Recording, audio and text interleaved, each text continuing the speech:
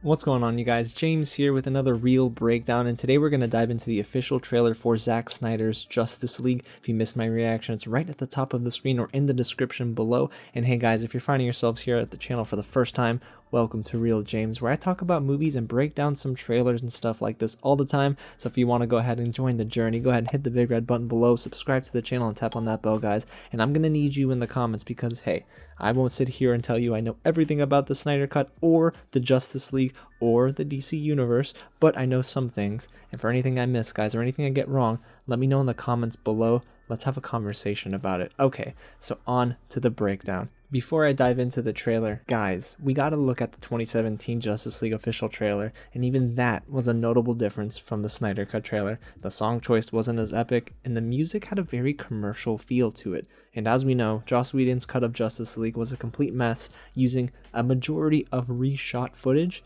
and only, maybe 30 minutes of Zack Snyder's footage. Now don't get me started on how the movie failed, guys, including its portrayal of Steppenwolf. I mean, there wasn't even any bloodshed when he's fighting the Amazonians, for crying out loud. But you know what? We can't focus on the past. It's about the present and the future of the DCEU. And honestly, in Zack Snyder's hands is when I feel the DCEU is at its best. And I love the fact that this trailer opened up with Superman's death. So that's the very first thing we'll talk about, guys. Superman's final scream before his death in BVS at the hands of Doomsday is what wakes up any sleeping mother boxes. Now, if you don't know what mother boxes are, guys, they're sources of energy that can do many things, including opening and closing boom tubes, which are used by New Gods of New Genesis and Apocalypse, the home world of Darkseid, which we know, of course, is in the Snyder Cut. Zack Snyder confirmed that Superman's scream woke up the mother boxes as well in a BVS watch-along last year. That sound goes out into the world, echoes across the globe, and would wake up if there were sleeping mother boxes on Earth. And right after this, guys, we hear Lex Luthor's voiceover, and he's talking about the bell being rung. The bell's been rung. Okay, moving on, guys. After Lex's voiceover, we do see what I believe is Metropolis. Now, again, tell me in the comments if I'm wrong. And then right afterwards, a building collapses. There's a man perched on a ledge that I admittedly can't identify. And when it comes to the building, I don't know of its significance. Spoke to a good friend of mine, and he said it houses a mother box. But what do you guys think? And almost immediately after, guys, we see Batman in the nightmare sequence, which is then followed up by Wonder Woman herself in a museum of sorts, which reveals a painting of Darkseid that we've seen before. But let's go back to the nightmare clip that we got. If you're unfamiliar with the nightmare setting, it's an alternate timeline where Darkseid kills Lois Lane, which leads Superman to become an ally of Apocalypse.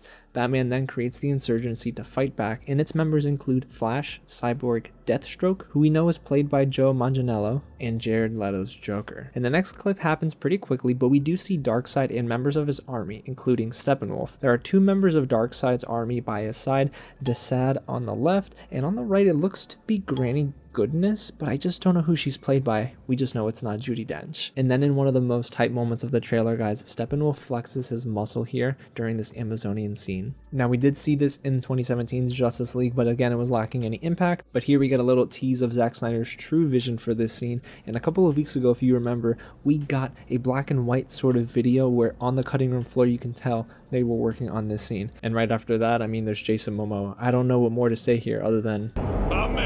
And I think it's super dope that we got to see Cyborg in this trailer as he was intended to be seen. It's really just so cool to see Ray Fisher thrive in this environment. And then as Jeremy Irons delivers that amazing line, if you can't bring down the charging bull, then don't wave the red cape at it. Ugh, chills. We see Steppenwolf fighting Aquaman, which I'm sure will be a huge fight right before the Justice League faces off with Darkseid. Now, I did love seeing Kal-El's insignia on the bridge as well. I'm guessing that this is still Metropolis, and if not, maybe it's an international location, showing that they are in solitude with Superman. Now, I did think that there was something or someone trying to lay Superman down as the photo of his father Jonathan Kent falls into the water. Not really sure of the significance there, but it could be a very early scene in the film. Oh, and it's also very nice to know that Victor Stone is a quarterback. Now, skipping forward a bit, this scene with Amy Adams and Henry Cavill is what I think will be right after he's risen from the dead. That moment where Kal-El takes flight in the black suit is also incredibly epic. Now, this next moment is fast,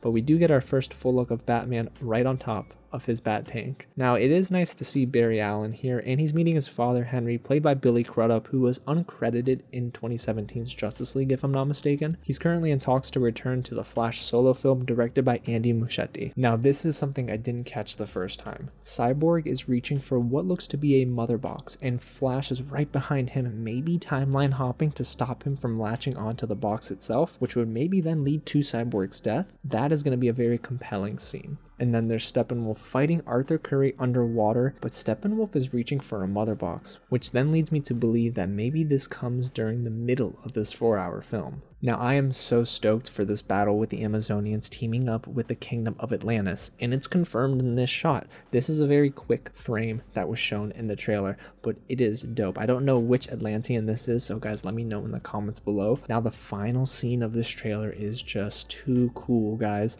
We see Jared Leto's Joker, who does have the traditional red makeup on in this nightmare sequence. We do know that Batman's insurgency includes Joker, like I mentioned before, so this must be a conversation they have before facing off against Superman and his regime. Now, sticking around for the credits is important, guys, so it was nice to see Willem Dafoe's name there at the end, meaning we'll probably get some more time with him in Atlantis, and here's to hoping we'll get more quality time with J.K. Simmons' James Gordon. Unfortunately, he did confirm in an interview way back when that he didn't really have too much involvement in the Justice League film, which is a shame. So there you have it, guys. That is my full breakdown of the Snyder Cut trailer, but I want to know what you guys have to say about it. Let me know in the comments below. I said it in my reaction, guys, but this trailer was amazing. The tone, the feel, incredibly epic. The score was great, and all of the cinematography was bleak, but it does stay consistent with what we got in BVS. And boy, oh boy, do I want to go rewatch the Ultimate Edition right about now. So guys, let me know what you thought, and again, thank you so much for watching. I'll catch you guys at the next screening.